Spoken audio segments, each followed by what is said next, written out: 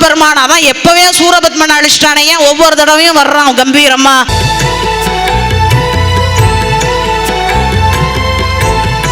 வாக்குண்டாம் நல்ல மனமுண்டாம் மாமலரால் நோக்குண்டாம் மேனி நுடங்காது பூக்கொண்டு துப்பார் திருமேனி தும்பிக்கையான் பாதம் தப்பாமற் சார்வார் தமக்கு. சிந்தனை உனக்கு தந்தேன், திருவருள் எனக்கு தந்தாய், வந்தனை உனக்கு தந்தேன், மலரடி எனக்கு தந்தாய், பைந்துணர் உனக்கு தந்தேன், பரகதி எனக்கு தந்தாய், கந்தனை பயந்த நாதா கருவையில் இருக்கும் தேவே.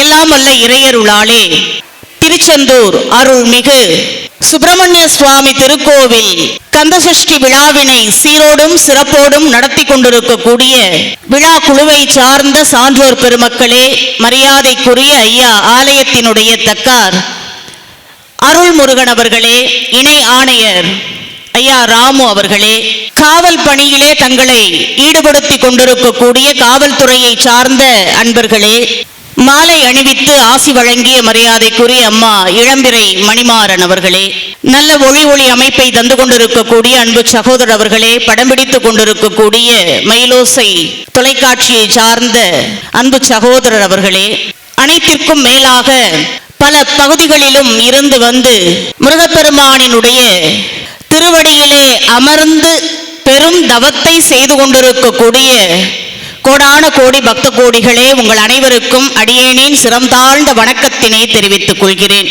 அனைத்திற்கும் மேலாக யாரை மறந்தாலும் உபயதாரரை மறக்கக்கூடாது. ஏன்னா இங்கே அமர்வதற்கு அவர்கள் தான் காரணம். அந்த வகையிலே பெருந்தன்மையோடு தொடர்ந்து இந்த திருச்சபையிலே சிற்றறிவில் கடைப்பட்ட அடியேனுக்கும் இடமளித்து கொண்டிருக்கக்கூடிய குமாரப்பாளையம் JKK ரங்கம்மாள் அறக்கட்டளை மற்றும் கல்வி நிறுவனங்களினுடைய தலைவர் மரியாதைக்குரிய அம்மா என் செந்தாமரை அவர்களே, அவர்களுக்கும் என்னுடைய தாழ்மையான வணக்கத்தை தெரிவித்துக் கொள்கிறேன். தொடர்ந்து திருப்புகழ் இன்பம் என்னும் தலைப்பிலே குரு புகழை சிந்தித்துக் கொண்டிருக்கிறோம். நிலையான இன்பத்தை சிந்தித்துக் கொண்டிருக்கிறோம். என்றைக்கும் தொடர்ந்து வரக்கூடிய இன்பத்தை சிந்தித்துக் கொண்டிருக்கிறோம். எங்கிருந்து அழைத்தாலும் வந்து கை கொடுக்கக்கூடிய இன்பத்தை சிந்தித்துக் கொண்டிருக்கிறோம். அந்த வகையிலே யாரெல்லாம் தன்னிரு பதத்தை அன்போடு பற்றிக் கொள்கிறார்களோ அவர்களுக்கெல்லாம் பன்னிரு கரங்களினால் வாரி வழங்கக்கூடிய வள்ளல் பெருமானினுடைய புகழை பேசுவதுதான் திருப்புகழ். அதுதான் இன்பம். முருகப்பெருமான் இன்பம் அப்படின்னா திருப்புகழும் இன்பம் தான். அது அழியாத இன்பம். முருகப்பெருமான் எப்படி அழியாத அழகை உடையானோ அதே போல திருப்புகழும் அப்படித்தான். நாள்தோறும் பார்த்து கொண்டிருக்கிறோம். எண்ணற்ற அடியார் பெருமக்கள் அந்த திருப்புகழை பாடி என்னவெல்லாம் பலனை பெற்றிருக்கிறார்கள் என்பதை நாம் சிந்தித்திருக்கிறோம். மகாகவி பாரதியார் ரொம்ப அற்புதமா சொல்லுவார். இந்த கிராமத்துல இருக்கிறவங்களுக்கெல்லாம் தெரியும், கையிலையும் கால்லையும் தழைகளை கட்டிக்கிட்டு கூத்தாட முடியுமா? விலங்க போட்டுக்கிட்டு கூத்தாட முடியுமா? அப்படி ஆடுனா நல்லா இருக்குமா? எப்படி ஆட முடியும்? கூத்து கட்டுறன்னு ரெண்டு கையிலையும் கால்லையும் தழைகளை போட்டு ஆட முடியுமா? ஆடுறன்னு வரலாம், அப்புறம் குப்பரை தான் கிடக்க முடியும். மகாகவி பாரதியார் சொல்லுவார், கைகளிலும் கால்களிலும் தழைகளை கட்டிக்கொண்டு கூத்தாட முடியாது என்று சொல்லுவார்கள்.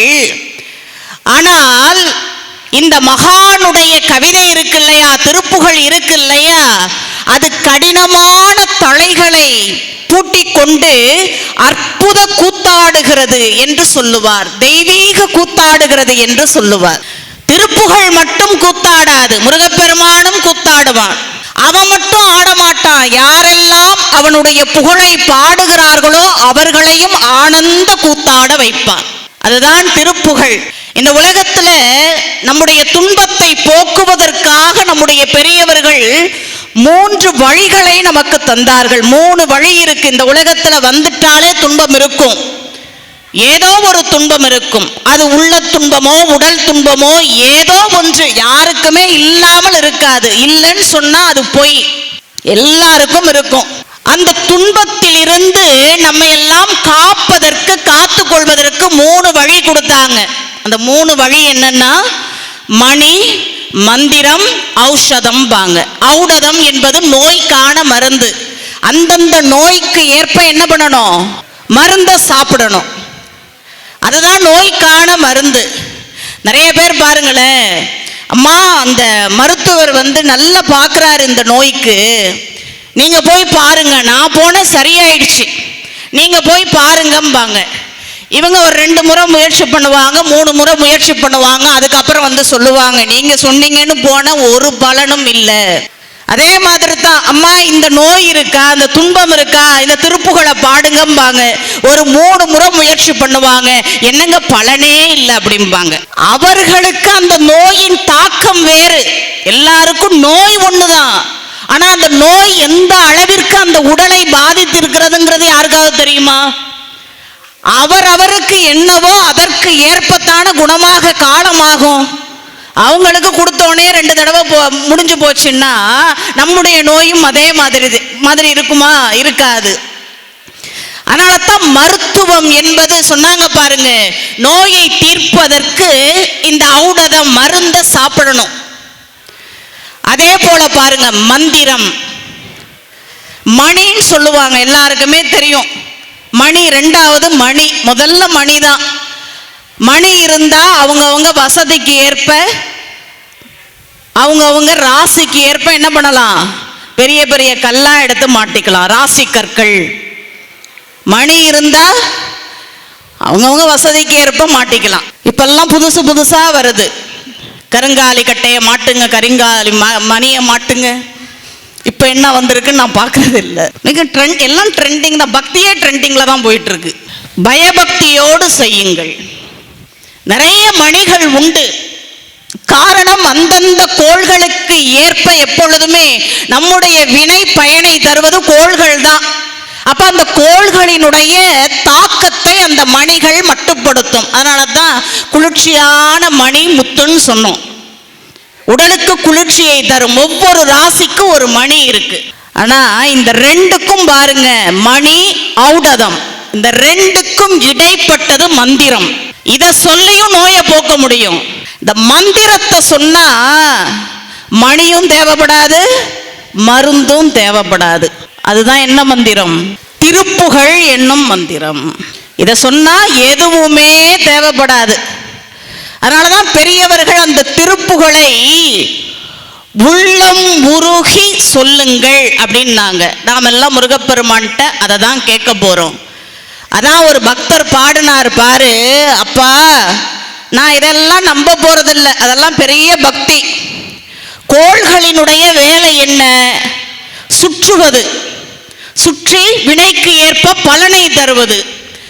ஆனா என்னுடைய வேலை என்ன?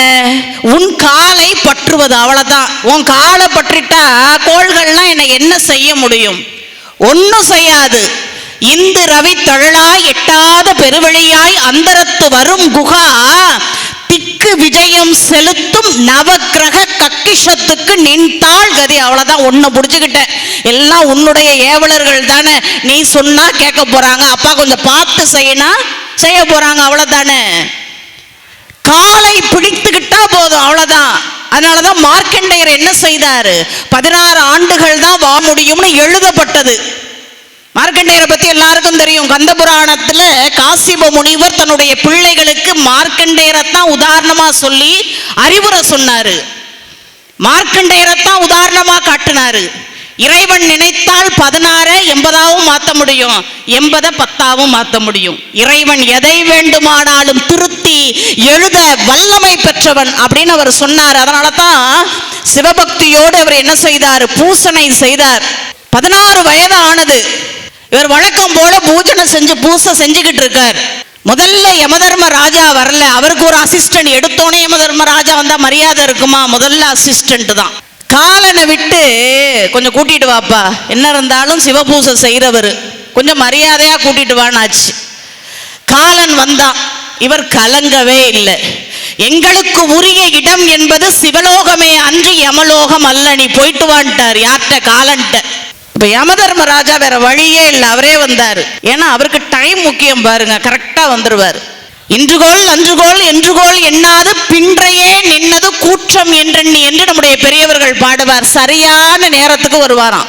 5 நிமிஷம் முன்னாடியும் இருக்காது, பின்னாடியும் இருக்காது. அவருக்கு எந்த நேரமோ அதற்கு சரியாக வருவார். இப்ப வர்றாரு, கெஞ்சு கேட்கிறாரு, தயவு செய்து வந்துடுங்க. அவர் சொன்னார் முடியாது.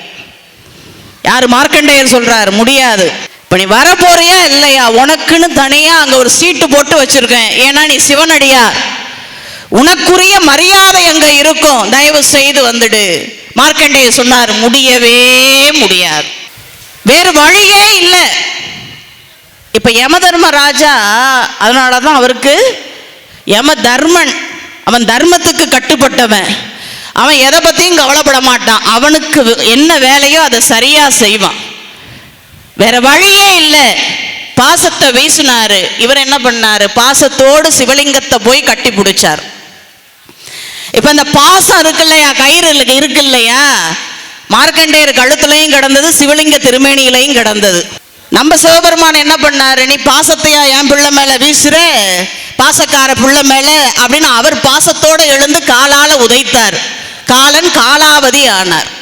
அதனால தான் இன்னைக்கு வரைக்கும் யமதர்மம் சொல்லுவானா, இப்போ ஒரு இடத்துல பெரிய ஆட்கள்லாம் ஆஃபீஸர்லாம் வந்தோடனே எப்பா அந்தந்த அதிகாரிகள்லாம் வருவாங்க, பார்த்து நடந்துக்கங்க, இல்லைன்னா நம்ம சீட்டை மாற்றிடுவாங்க அப்படின்னு அறிவுரை சொல்கிறதுக்குன்னு ஒரு மீட்டிங் நடக்கும். எந்த நிகழ்வு நடந்தாலும் பார்த்து நடந்துக்கங்கன்னு. இப்போ யமதர்ம ராஜா ஒரு மீட்டிங் போடுவாராம், எல்லாத்தையும் கூப்பிடுவாராம். இந்த காலனை எல்லாத்தையும் கூப்பிடுவாராம், ஏவலர்கள்லாம் கூப்பிடுவாராம். கூப்பிட்டு உடனே பேச தொடங்க மாட்டாராம். என்ன செய்வாராம்? தொழுவாராம் முதல்ல பயபக்தியோட.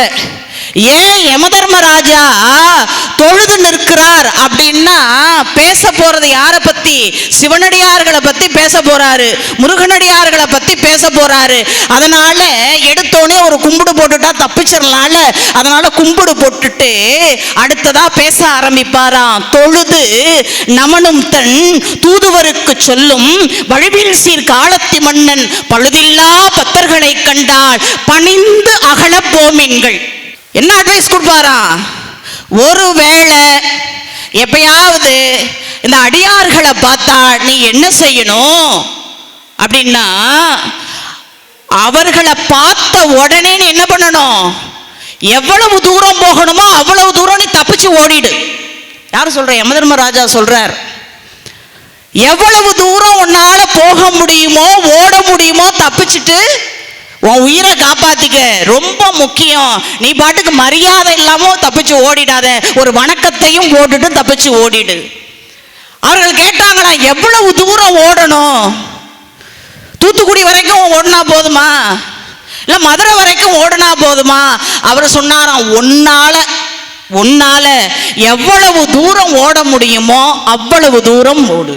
தொழுது நமனும் தன் தூதுவருக்கு சொல்லும் வழுவில் சீர் காலத்தி மன்னன் பழுதில்லா பத்தர்களை கண்டால் பணிந்து அகல போமின்கள், பணிந்து அகன்று போமின்கள் எத்தனையும் சேர்த்தாய் என்று. எவ்வளவு தூரம் ஓட முடியுமோ அவ்வளவு தூரம் ஓடுங்கள்னு புத்திமதி சொன்னானான் யமதர்ம ராஜா. அதனால தான் இந்த மந்திரங்கள், திருப்புகழ் மந்திரம் என்பது காலனையும் வெல்லும். அப்ப நம்முடைய கவலையை வெல்லாதா? நிச்சயம் வெல்லும். நாமெல்லாம் என்ன பண்ண போறோம்? ஒரு இடத்துல காக்கைகள்லாம் சேர்ந்து ஒரு மீட்டிங் போட்டுச்சு. ஒரு ஆயிரக்கணக்கான காக்கைகள் எல்லாம் ஒன்று சேர்ந்து இருக்கு. சில பேருக்கு ஒத்துமையா இருந்தா பிடிக்காது, பார்த்துருக்கீங்களா? குடும்பத்திலேயே அப்படி இருக்கு. குடும்பத்திலேயே 4 பேர் ஒன்னா இருந்தா அங்க ஒரு ஆள் இருந்துச்சுன்னா பிடிக்காது.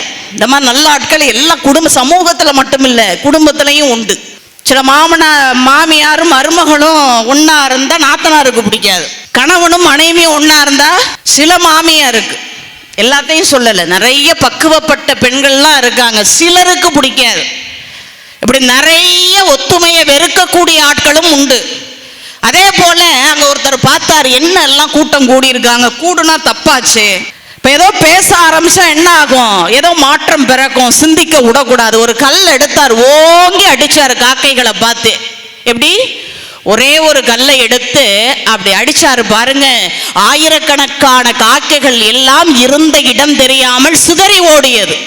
அதே போலத்தான் நாம முற்பிறவியில மலமலையா வினைகளை குவித்து வைத்திருந்தாலும் முருகா என்று உள்ளம் உருகி ஒரு முறை சொன்னால் அது எவ்வளவு பாவங்களா இருந்தாலும் சாபங்களாக இருந்தாலும் இருந்த இடம் தெரியாமல் காணாமல் போகும் என்பதுதான் நம்முடைய அடியார்கள் சொன்னது.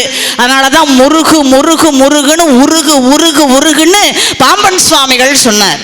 அப்படி உருகணும்.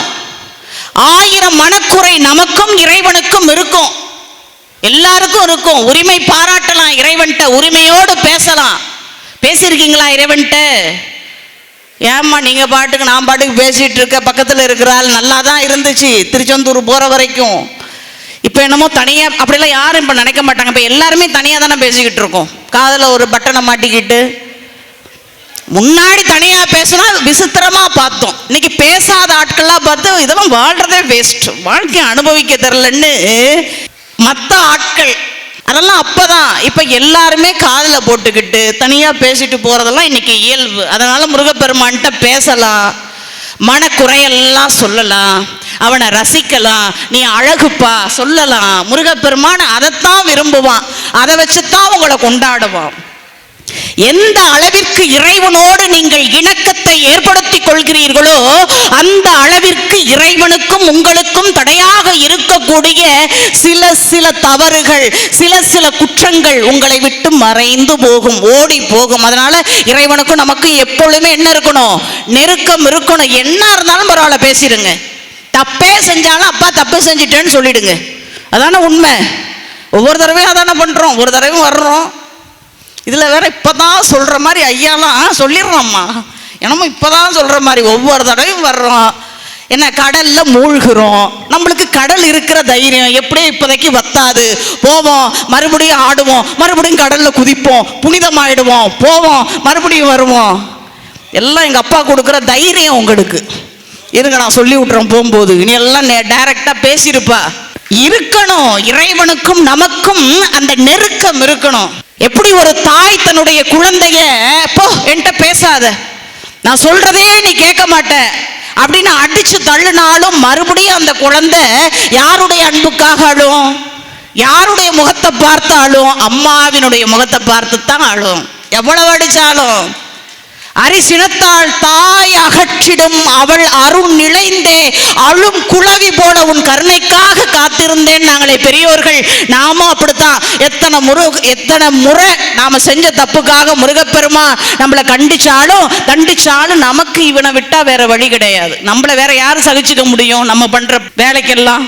அதைத்தான் பெரியவர்கள் நமக்கு தந்தார். இந்த திருப்புகழ் இந்த அனுபவங்களை தரும், இறைவனோடு பேசுவதற்கு நமக்கு இடம் தரும்.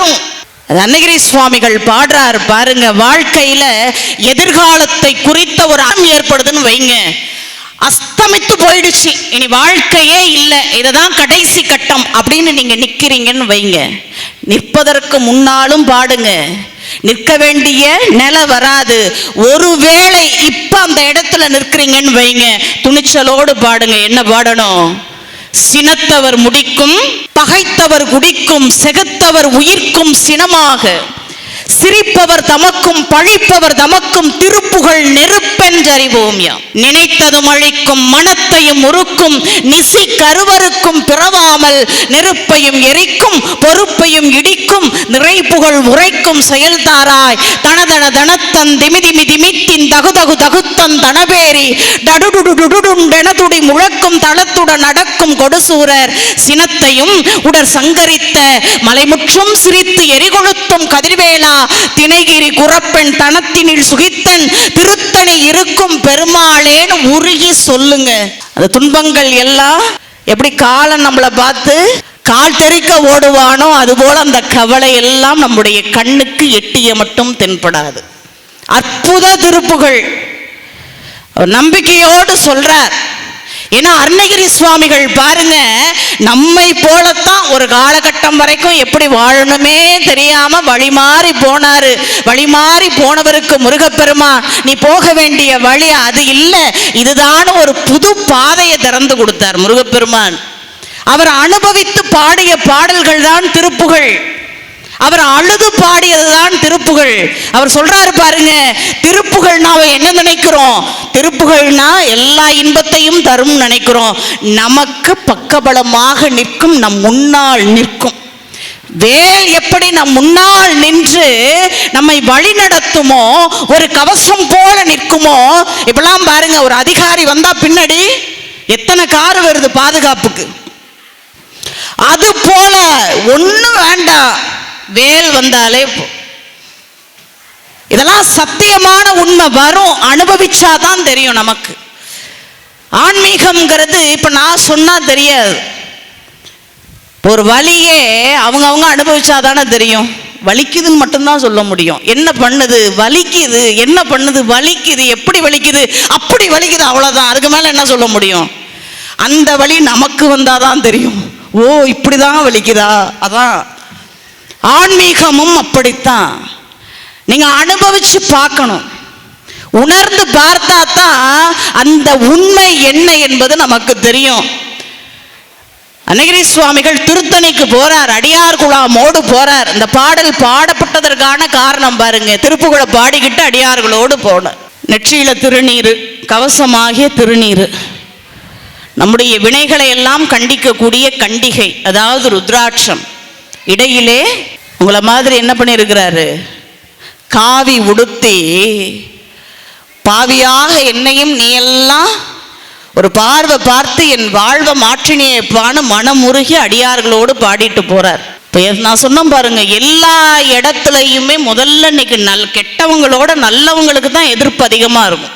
ஒரு காலத்துல எல்லாம் தப்பு பண்ணா இவன்லாம் ஏன் இருக்கான்னு கேட்டான். இன்னைக்கு கெட்டவன்லாம் நல்லவனை பார்த்து இவன்லாம் எதுக்கு இருக்கான், நம்மளுக்கு ரொம்ப இடைஞ்சலா இருக்கானேங்கிற நாடு இப்படிதான் இருக்கு. இப்போ நாம் பாட்டுக்கு நிம்மதியா வாழலான்னு பார்த்தா இவன் அப்பப்ப தத்துவத்தெல்லாம் சொல்லி உண்மையை சொல்லி நம்மளை ரொம்ப கெடுக்கிறான், ரொம்ப டிஸ்டர்ப் பண்றான் அப்படின்னு சொல்லக்கூடிய காலத்திற்கு இன்றைக்கு வந்திருக்கும். அதான் கலி. அங்க இவர்கள் எல்லாம் பாடிட்டு போனாங்க. அங்க இருந்த ஒரு ஆட்கள், பாத்தியாப்பா இது என்ன, இதெல்லாம் ஒரு நாடகம். இன்னைக்கெல்லாம் நாட்டில் ஆசாமியை நம்பினாலும் சாமியை நம்ப கூடாது, இன்னைக்கு அப்படிதான் இருக்கு நாட்டில். அப்படின்னு யார் சொன்னா? அங்க ஆட்கள். இதெல்லாம் வேஷம். இந்த ஆள்லாம் ஒரு காலத்துல எப்படி வாழ்ந்தார் தெரியுமா? இதெல்லாம் ஒரு வேஷம். இந்த ஆளு பின்னாடி 4 பேர் போறாங்களே, இதெல்லாம் ஒரு வியாபாரம், இதெல்லாம் ஆட்களை பிடிக்கிற வேலை இப்படின்னு வாய்க்கு வந்தபடி பேசினார்கள். என்னவோ முருகன் வந்தானா, வாழ்க்கையை மாத்தினானா, வரம் தந்தானா, ஜபமாலையை தந்தானா, அட்டமா சித்திகளை தந்தானா, அவர்கள் பேசினார்கள். முருகப்பெருமான் எப்பொழுதுமே நீங்க மெய் அடியார்களை பேசுறீங்கன்னு வைங்களேன், அது அவர்களை பேசுறது இல்லை, முருகப்பெருமான பேசுவதற்கு சமம். மெய் அடியார்களுக்கு நீங்கள் ஏதாவது ஒரு திருப்பணியோ ஏதோ ஒரு உதவியோ செய்றீங்கன்னு வைங்களேன், அது அவர்களுக்கு செஞ்சது அல்ல. அந்த உதவி என்பது அவர்களுக்கானது அல்ல. அதுவும் யாருக்கானது? முருகப்பெருமானத்தான் போய் சேரும். அதனால தான் உலகத்திலேயே பெரியது எதுங்கும் பொழுது அவ என்ன சொன்னா?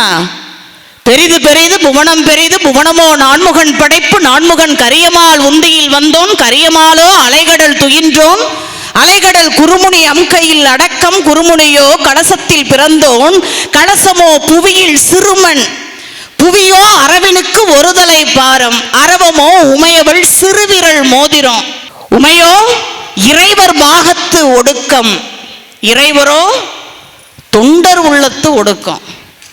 அதுதான் சொன்ன அவ்வை. அப்ப இறைவன் எங்க உரைகிறான்? இறைவன் எங்க உரைகிறான்? தொண்டர் உள்ளத்திலும் அவன் உரைகிறான். அதனாலதான் ரொம்ப எச்சரிக்கையா இருக்கணும். பிடிக்கலைன்னா ஒதுங்கணுமே ஒழிய தேவையில்லாமல் விமர்சிக்க கூடாது. நமக்கு தெரியுமா ஒருத்தவங்க எப்படின்னு? அதனாலதான் சொல்லால் வரும் குற்றம். முதல்ல பட்டினத்தார் சொன்னது எதுமா? முதல்ல அதிகபட்ச வினைகளை நாம் பெருக்குவதே வாயாலத்தான். அதுக்கு பூட்டு போட்டாலே முடிஞ்சு போச்சு. வீடும் நல்லா இருக்கும், நாடும் நல்லா இருக்கும். சொல்லால் வரும் குற்றம், அதற்கு பிறகுதான் சிந்திக்கிற தோஷம், அதற்கு பிறகுதான் செய்த பொல்லாத தீவினை. இதையெல்லாம் அவர்கள் படிக்கிறதுக்கு வாய்ப்பு இல்லை போல வாய்க்கு வந்தபடி அருணகிரி சுவாமிகளை பார்த்து பேசிய போது அவர் ஒண்ணுமே சொல்லல. முருகாவை பார்த்து, அப்பா இதுவும் உன்னுடைய சித்தம் தான் போல அப்படின்னு மனமுருகி ஒரு திருப்புகழை பாடினார். செய்தவர்கள் எல்லாம் அடுத்த நொடியே மூர்ச்சித்து விழுந்தார்கள். கருணைக்கு அருணகிரி பேரே அவருக்கு. மெய்யடியார்கள் யாரையும் தண்டிக்கணும்னு நினைக்கவே மாட்டாங்க, அவங்க பாட்டுக்கு போவாங்க. ஏன்னா சிலர் ஏசுவது கூட அவர்கள் பொறுத்துக்கிட்டாங்கன்னு வைங்க, வினை கழியும். அடியார்கள் அதை பத்தி கவலைப்பட மாட்டாங்க. நீ பேசுனா பேசு, நீ தான் அடுத்த பிறவில அனுபவிக்க போற. அவங்க பாட்டுக்கு போயிட்டே இருப்பாங்க.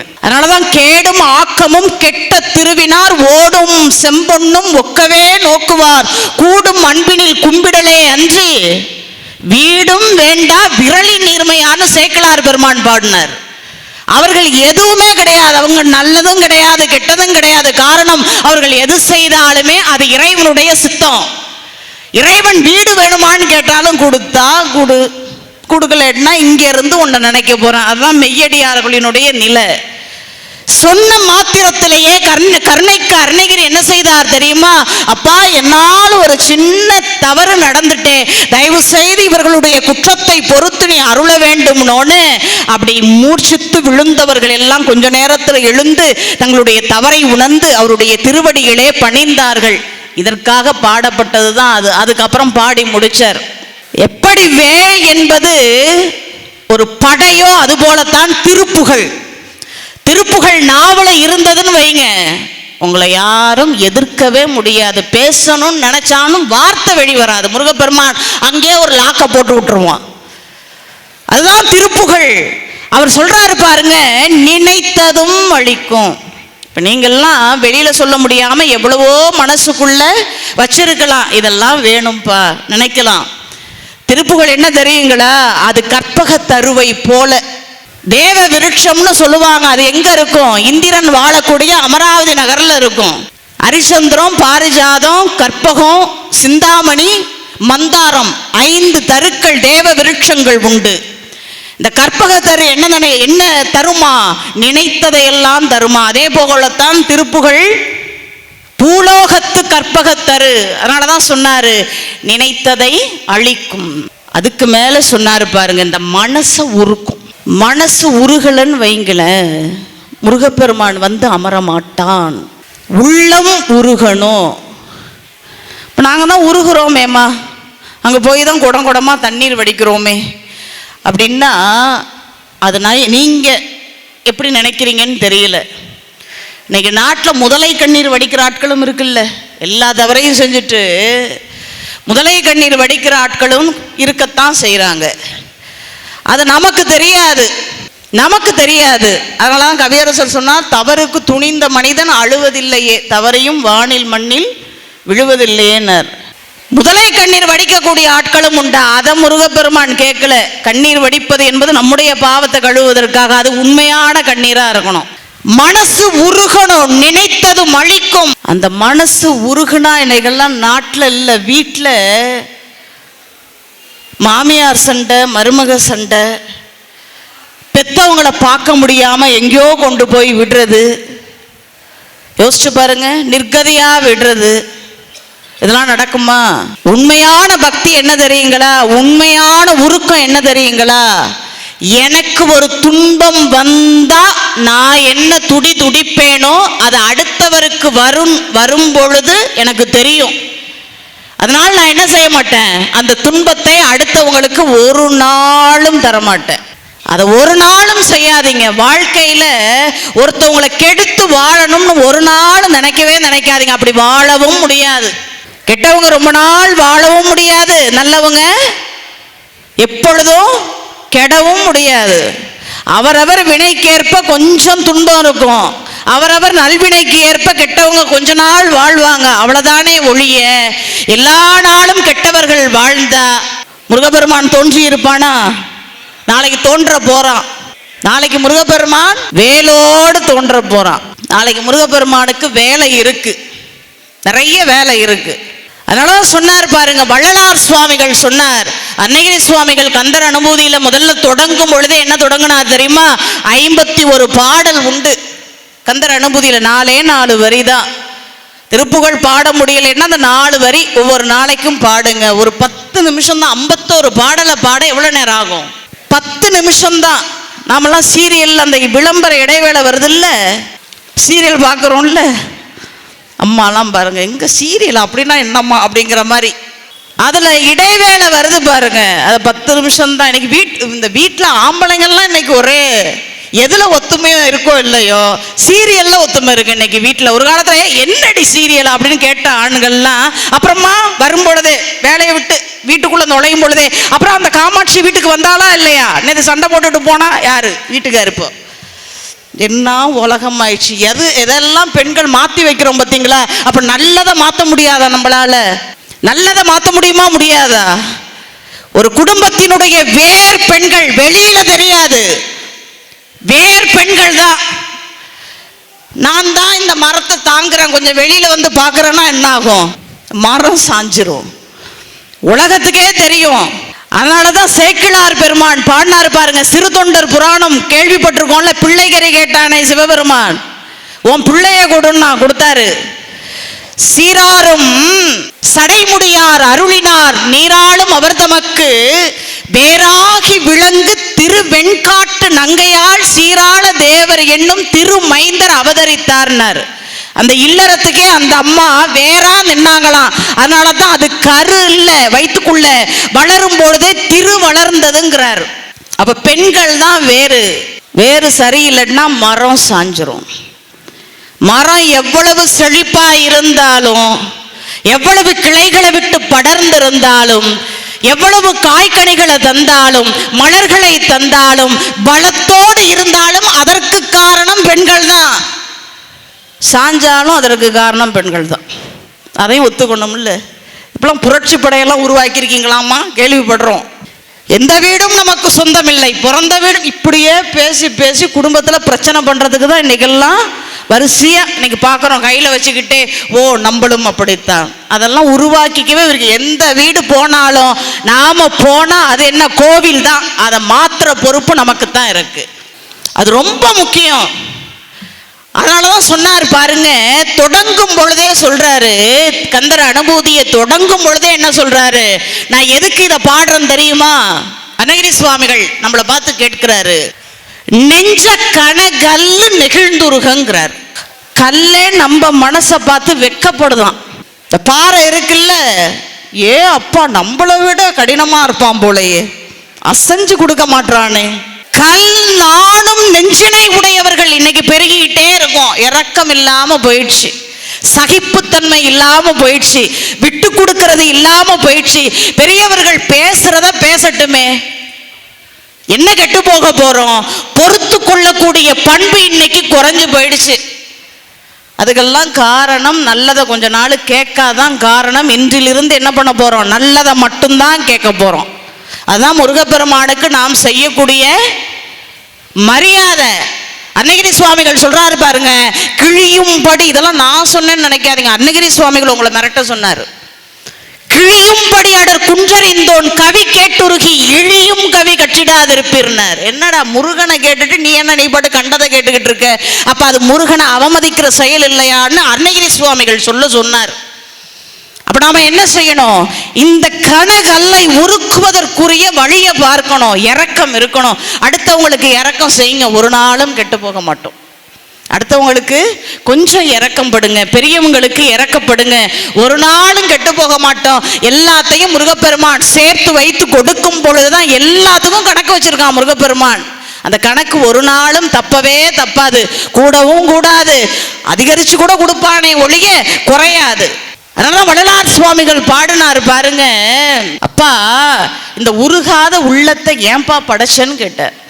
ஒரு கல்லா படைச்சிருக்கலாம், மரமா படைச்சிருக்கலாம், ஒரு மண்ணா படைச்சிருக்கலாம். அதெல்லாம் கூட ஒரு காலத்துல உருகும். இந்த மனசு உருக மாட்டேங்குதே. கல்லுருகும் மலர்மணம் போல் கலந்தெங்கும் நிறைந்தோய் நின் கருணை கந்தோ உள்ளுருகும் வலியபராய் உருடுருகும் உருகாத உரைசேர் கல்லும் வள்ளுருகும் மதியிலேன் தன் உள்ளுருகும் வகையில்லை என் செய்வேன் நான் ஏன் பிறந்தேன் ஓதியேனேன்னு வருத்தத்தோடு கேட்டார். அப்ப இந்த உள்ளம் திருப்புகளை படிச்சா என்ன ஆகும்? உள்ளம் முருகும். உருகிய உள்ளத்துல முருகப்பெருமானினுடைய திருவடி தாமரை மலரும். திருவடி தாமரை மலரணும்னா தண்ணி வேணுமா வேண்டாமா? தண்ணி வேணும்.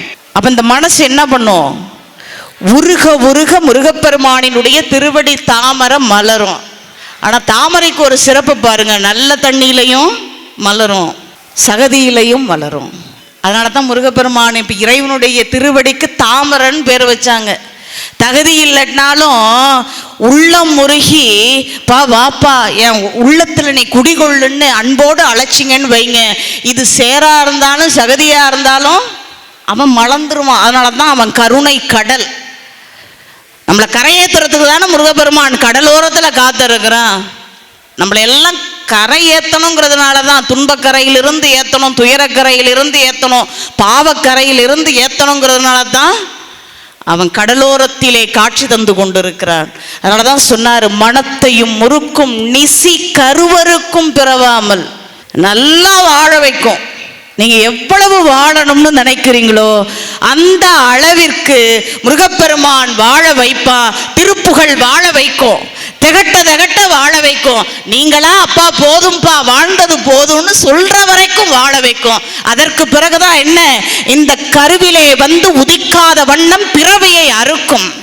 என்ன சொன்னாலும் பிள்ளைங்களுடைய ஆசைக்கு நாம் ஒரு சில காரியங்களை செய்கிறோமா இல்லையா? தத்துவம்லாம் பேசுவான், அதெல்லாம் சாப்பிடக்கூடாது, அதெல்லாம் உடம்புக்கு ஒத்துக்காதும்போ.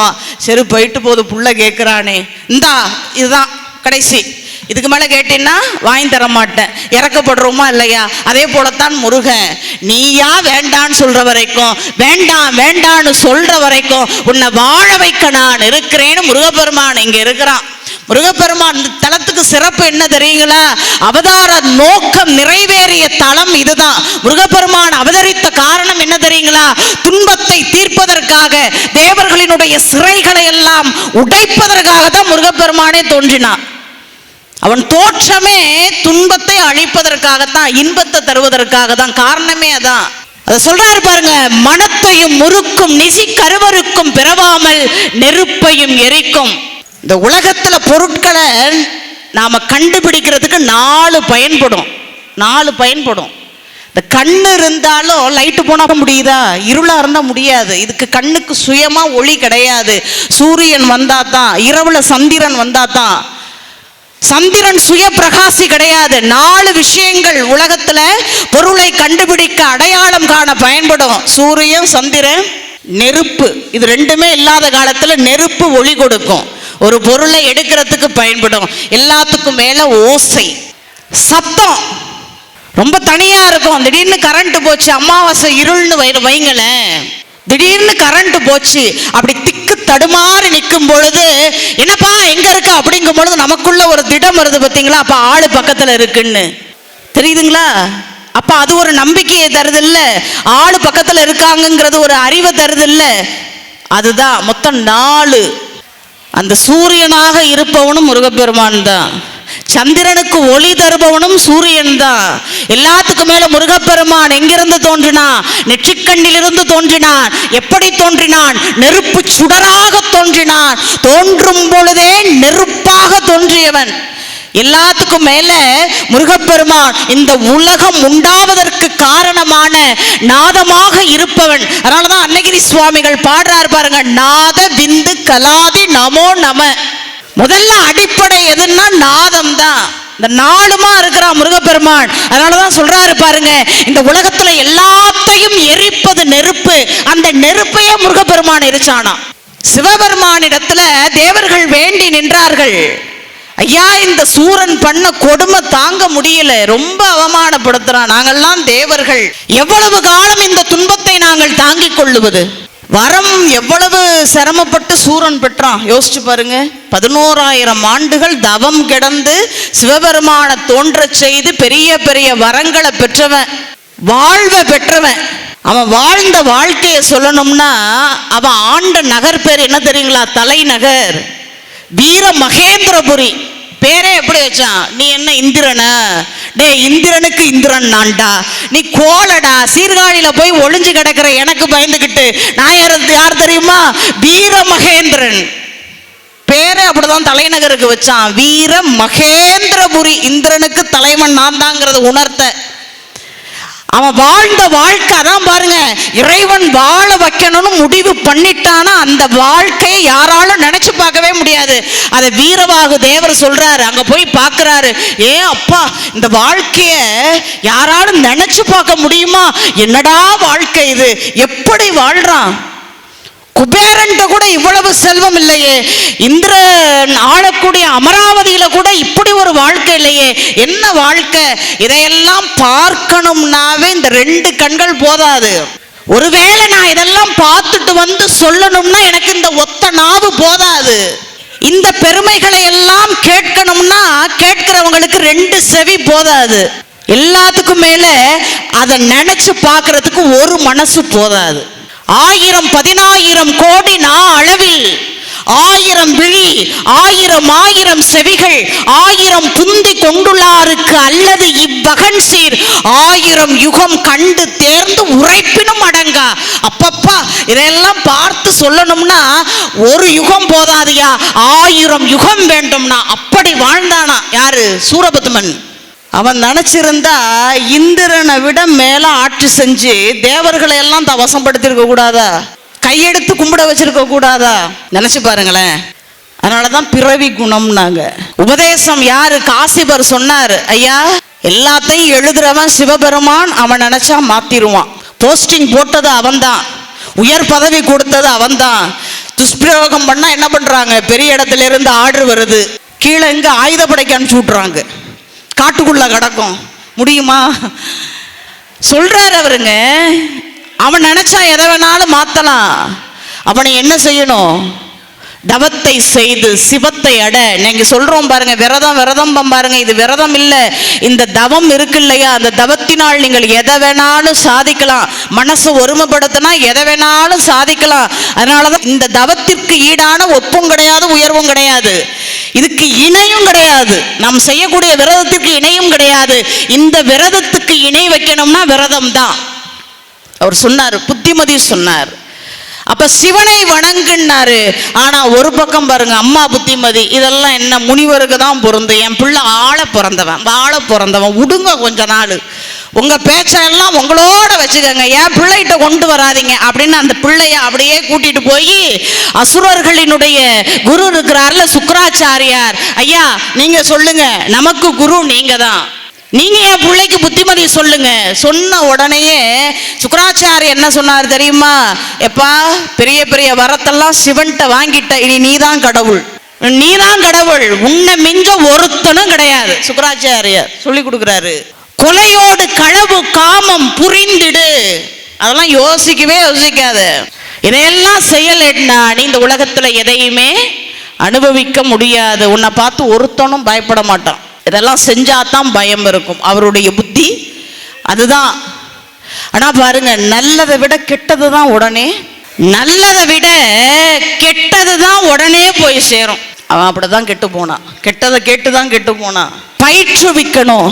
அதனாலதான் பெரியவர்கள் சொன்னாங்க, தேவர்கள் எல்லாம் புலம்பி தவித்தார்கள், ஐயா இப்படி வரத்தெல்லாம் வாரி வழங்கிட்டியே, நல்லவனுக்கு கொடுத்தா கூட பரவாயில்லையப்பா, இப்படி அசுரன். நாம என்ன நினைக்கிறோம்? அசுரன்னா அவன் ஒரு தனியா வித்தியாசமா இருப்பான் போல அப்படின்னு நினைக்கிறோம். அப்படியெல்லாம் கிடையாது. அது ஒரு தனி கூட்டம் போல, சினிமாவில் காமிக்கிற மாதிரி அது தலையெல்லாம் ஒரு மாதிரி வச்சுக்கிட்டு வருவாங்க போல, அப்படியெல்லாம் கிடையாது. அசுரர்கள் என்பவர்கள் யாரு? தீய குணங்கள் அதிகமாக இருப்பவர்கள் அசுரர்கள். இப்போ இல்லைன்னா முருகப்பெருமான் அதான் எப்பவே சூரபத்மன் அழிச்சிட்டானே, ஒவ்வொரு தடவையும் வர்றான் கம்பீரமா. நமக்குள்ள இருக்கிற அசுரர்களை அழிக்க ஒழுங்கா இல்லைன்னா நான் வருவேன், என் வேல் வரும், துணைக்கும் நான் தான் வருவேன், நீ கெட்டு போனீன்னா உன்னை தண்டிக்கவும் நான் தான் வருவேன். அதுக்கு தான் ஒவ்வொரு வருஷமும் சூரசம்ஹாரம். காரணம் இல்லாமல் நம்முடைய பெரியவர்கள் எதையுமே செய்யறது கிடையாது. மனசை சரிப்படுத்துறதுக்கு தான் இந்த விழாக்கள்லாம். ஒண்ணுமே இல்லைங்க, பக்கத்துல நீங்க நினைச்சு பாருங்களேன், பக்கத்துல தான் இருக்கு. அரசியல்லாம் விட்டுருங்க, இந்த இஸ்ரேல் பாலஸ்தீனம் போர் நடக்குது இல்ல, நினைச்சு பாருங்களேன், ஒரு நிமிஷம் அதிகாரத்துல இருப்பவங்க என்ன வேணாலும் செய்யட்டும், என்ன காரணம் வேணாலும் செய்யட்டும், ஆனால் அந்த நகரத்தை உருவாக்க 200 வருஷம் ஆணுச்சு. ஆனா அழிக்கிறதுக்கு ஒரு அணுகுண்டு போதுங்க, 2 மாசம் போதும். அந்த 200 ஆண்டுகள் உருவாக்கிய நகரத்தை அழிப்பதற்கு 2 மாசம் போதும். அப்ப மனசு சரியில்லைன்னா அழிவு என்பது எங்க வேணாலும் வரும். ஆள்றவங்க மனசு தவறா போனுச்சுன்னா அழிவு என்பது, குழப்பம் என்பது, சச்சரவு என்பது எங்க வேணாலும் வரும். அதனாலதான் முருகப்பெருமான் ஒவ்வொரு முறையும் அடியார்களுக்கு துன்பம் செய்யறியா, நான் இருக்கேன், நீ சரியா இருந்து உனக்கு யாராவது துன்பம் செய்யறாங்களா, அதுக்கும் நான் இருக்கேன். நாம கூட நம்ம பிள்ளை ஏதோ தவறு செஞ்சா கூட என்னதான் இருந்தாலும் என் பிள்ளைய கை வைக்க கூடாதுன்னு இப்ப சொல்றோம். அப்பெல்லாம் தாய்மார்கள் வேற மாதிரி இருந்தாங்க, வேற மாதிரி. யாரு வேணாலும் கண்டிக்கலாம். முதல்ல அம்மா அந்த அத்தை அடிச்சாங்கன்னா முதல்ல நீ என்ன பண்ணன்னு கேட்டாங்க அன்னைக்கு உள்ள பெற்றோர்கள்லாம். அதானே கேட்போம், நீ என்ன பண்ண? அவங்க அடிக்கிறாங்கன்னா நீ என்ன பண்ண? இன்னைக்கு அப்படியெல்லாம் கிடையாது. என்னதான் பண்ணியிருக்கட்டும், உங்களை யார் கை வைக்க சொன்னா? நானே கை வைக்கிறது இல்லை. அப்ப வேற எங்கேயாவது அடி வாங்கிட்டு வரும். அங்க போய் பார்க்க முடியுமா? அடி வாங்குற இடத்துல எல்லாம் கனிவும் இருக்கணும், கண்டிப்பும் இருக்கணும். பிள்ளைகளை குரோட்டன்ஸ் மாதிரி வளர்க்காதீங்க. அது என்ன, உள்ளுக்குள்ளேயே வச்சு பார்த்து பார்த்து அழகு பண்ணிக்க வேண்டியதுதான். ஒன்றும் பயன்படாது. கிளையும் விடாது, கனியும் கொடுக்காது, மலரும் இருக்காது. கொஞ்சோண்டு வெயிலில் வச்சுக்கணும், டப்புன்னு சரிஞ்சு போயிடும். குரோட்டன்ஸை தான்.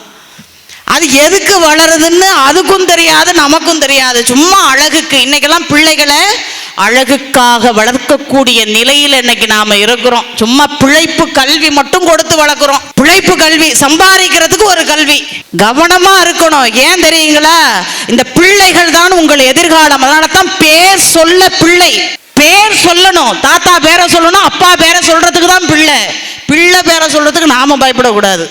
யாராவது திடீர்னு ஒரு காவலர் வந்து, அம்மா அந்த குமார் உங்க பிள்ளையா அப்படின்னா, ஐயோ என்ன கலவரத்தை உண்டு பண்ணான்னு தெரியலையே இந்த பையன், வெளியில போவாதன்னா கேட்கிறானா அப்படின்னு யோசிச்சு சொல்ற அளவுக்கு பிள்ளைகளை வளர்க்க கூடாது. நல்லதோ கெட்டதோ அனுபவிக்க போறது நாம தான். அவன் கெட்டா நம்மளுக்கு மகிழ்ச்சியா? நினைச்சு பாருங்களேன். நல்ல பெற்றோர்கள் கண்டிக்க வேண்டிய நேரத்திலே கண்டிப்பார்கள், தண்டிக்க வேண்டிய நேரத்திலே தண்டிப்பார்கள், பாசம் கொடுக்க வேண்டிய நேரத்தில் பாசத்தை கொடுப்பாங்க. அதுதான் நல்ல பெற்றோருக்கு அழகு. அதைத்தான் முருகப்பெருமானும் செய்வான். முருகப்பெருமானும் அதைத்தான் செய்வான். அதனால தான் ஒவ்வொரு ஆண்டும் வேல் எடுத்துக்கிட்டு வர்றான். நேத்தே சொன்ன பாருங்க, எல்லா துன்பத்தையும் செஞ்சுட்டு, எல்லா பாவத்தையும் செஞ்சுட்டு, எல்லா பாவத்தையும் செஞ்சுட்டு, நேற்று சொன்னல, எல்லா பாவத்தையும் செஞ்சுட்டு வேலை மட்டும் கையில் வச்சுட்டு போனோன்னு வைங்களேன், வேல் நமக்கு எதிராக இருக்குன்னு அர்த்தம். நாம நினச்சிக்கிட்டு இருக்கோம் வேல் முன்னாடி போகுதுன்னு, நமக்கு எதிராக இருக்கு. அதனாலதான் அன்னகிரி சுவாமிகள் வேல் வகுப்புல பாடினாரு பாருங்க, சுழற்கரிய திருப்புகழை உரைத்தவரை அடுத்த பகை. சுழற்க அரியதான திருப்புகள் இது. அதை சொல்றவங்கள யாரெல்லாம் பகைக்கிறார்களோ, சுழற்கரிய திருப்புகளை அடுத்தவரை அடுத்த பகை அறுத்தறிய உருக்கி எழும் அறத்தை நிலை காணுங்கிறார். வேல்னாலே அறம்தான். உண்மையினுடைய வடிவம் வேல், சத்தியத்தினுடைய வடிவம் தான் வேலு.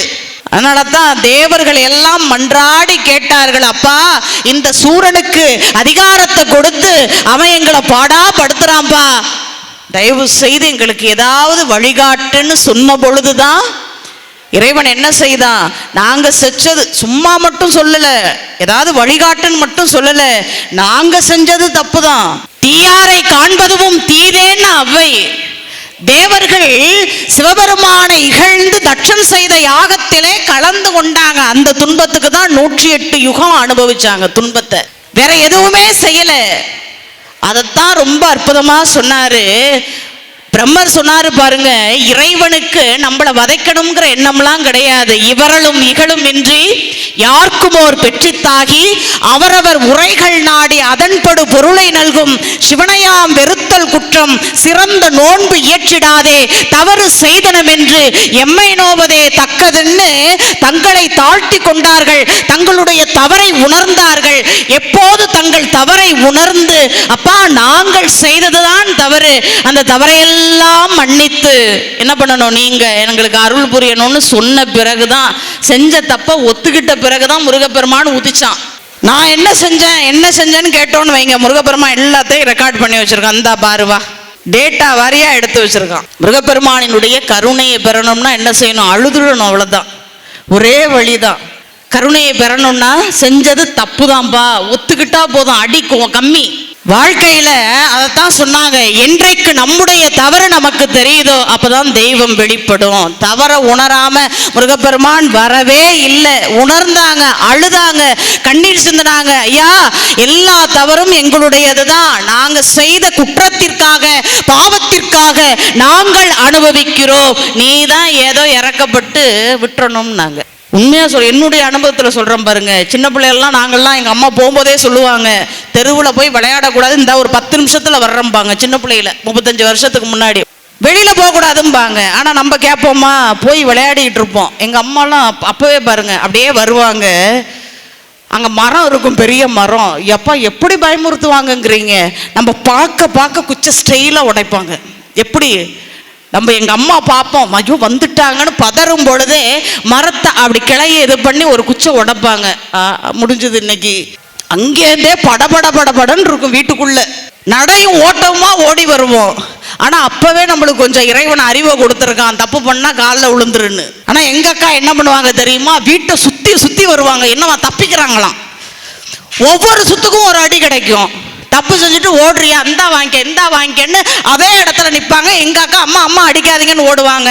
நம்ம அப்படி கிடையாது. அப்பயே முருகப்பெருமான் கொஞ்சோண்டு கொடுத்துட்டான், காலில் விழுந்துரு தப்பு பண்ணிட்டான்னு. நான் ஒண்ணுமே பண்ண மாட்டேன். வீட்டில் ஒரு மூளை இருக்கு பாருங்க, அதுல போய் இப்படி உட்காந்துக்குவேன். உட்காந்துக்கிட்டு அம்மா ப்ளீஸ்மா அம்மா அடிக்காதீங்க பாருங்க. எங்க அம்மா என்ன பண்ணுவாங்க தெரியுமா, இன்னொரு தடவை போன தப்பு அப்படிம்பாங்க. அதான் அடி. இப்போ தெரியுதுங்களா, சரணடைஞ்சா தப்பிச்சுக்கலாம். சும்மா வியாக்கியான முருகப்பெருமான்கிட்ட போய் நான் என்ன பண்ண அப்படின்னு கேட்டா, இந்த ஒரு லிஸ்ட் பார்த்துக்க, நீயே பொறுமையா பார்த்துக்கன்னு கொடுத்து அனுப்பிச்சு விட்டுருவான். தவறை உணர்வது என்பதே பெரிய ஞானம். அதை செய்த பிறகுதான் என்ன பண்ணாங்க, தேவர்கள் தங்களுடைய துன்பத்திலிருந்து விடுதலை பெற்றார்கள். இப்ப நாம என்ன செய்ய போறோம், முருகப்பெருமானுக்கு ஆறுமுகனுக்கு ஆகாத குணங்கள் 6 இருக்கு. காமம், குரோதம், லோபம், மோகம், மதம், மாச்சரியம். அதை அழிக்கிறதுக்கு தான் முருகப்பெருமான் நாளைக்கு வேலை எடுக்க போறான். நம்ம மனசுக்குள்ள இருக்கிற அதெல்லாம், அந்த 6 எதிரிகளை எல்லாம், பகைவர்கள் நமக்கு வெளியிலெல்லாம் கிடையாது. நமக்குள்ள இருக்கிற அந்த கோபம், நமக்குள்ள இருக்கிற அந்த ஆசை, நமக்குள்ள இருக்கிற அந்த வெறுப்பு, நமக்குள்ள இருக்கிற அந்த பொறாமை, அதுதான் நமக்கு எதிரி. தானே தனக்கு பகைவனும் நட்டானும், தானே தனக்கு மறுமையும் இம்மையும், தானே தான் செய்த வினைப்பையன் துய்ப்பானும், தானே தனக்கு தலைவனும் ஆவேனார் திருமூலர் பாருங்க. அதை நாம அப்படியே மாத்தி என்ன செய்ய போறோம், இதெல்லாம் உயிர் குணங்கள், இதை விட்டு இது போகாது, இது உயிர் குணங்கள். ஆனா அதை என்ன பண்ண போறோம், ஆசை இருக்குல்ல, காமம்னா ஆசை, அந்த ஆசையை முருகப்பெருமான் மேல வைக்க போறோம். இந்த 6 குணத்தை என்ன பண்ண போறோம், அப்படியே மடமாத்தி விட போறோம். ஆசைய முருகப்பெருமான் மேல இன்னும் காலம் முழுக்க நீ என்னை வாழ வச்சாலும் நான் வந்தே தீருவேன், வாழ வைக்கலைனாலும் உன்னை வந்து தொந்தரவு பண்ணியே தீருவேன், இங்கே தான் படுத்து கிடப்பேன், நீ என்னைக்காவது என்னை பார்க்காமலா போற ஆசையை வச்சிருங்க. காமம் அதான் ஆசை. குரோதம் இருக்கு பாருங்க, கோபம், முருகப்பெருமான்ட்ட தான் காமிக்க போறோம். நீ என்னை பார்க்க மாட்டியா, எவ்வளவு நாள் தான் நீ இப்படி இருக்க சொல்லுங்க. அதுக்கு பிறகு என்ன, லோபம். லோபம்னா என்ன, கஞ்சத்தனம். நாம என்ன செய்ய போறோம், முருகப்பெருமானை எதற்காகவும் யாருக்காகவும் விட்டு கொடுக்க போறதே கிடையாது. எந்த சூழல் வந்தாலும் அவன் எனக்கு உரியவன், ஒரு நாளும் அவனை விட்டு கொடுக்கவே மாட்டோம். சுயநலம் அதான் கஞ்சத்தனம் பாங்க.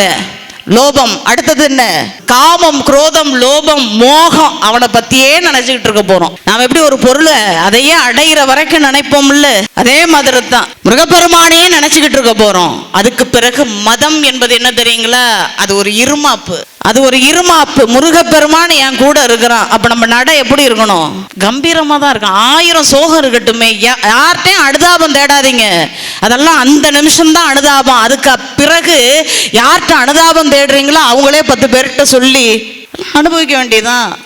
ஆடாத ஆட்டமாம்பாங்க. இறைவன் இருக்கிறான், அப்ப துணிச்சல் வேற, திமிரு வேற. திமிர காமிக்க கூடாது, அதுல பணிவு இருக்கணும். நம்ம என்ன பண்ணணும், அப்பா நீ இருக்கிற என்ன செய்யணும், என் பக்கத்துல இருக்கிற. திருப்புகழ் படிச்சாலே அந்த திமிரு வந்துருமா. ஏன், எனக்கு எல்லாம் கொடுக்கறவன் இருக்கான், நான் யார்கிட்ட கையே, நீ என்ன நான் எளிமைன்னு சொல்றது. எளிமை ஒரு நாளும், ஏழ்மை ஒரு நாளும் அவமானமே கிடையாது. அதனால முதல்ல தெரிஞ்சுக்கோங்க, வாழ்க்கையில ஏழ்மையை காமிச்சு நான் இதை பதிவு செய்யறேன் பாருங்க.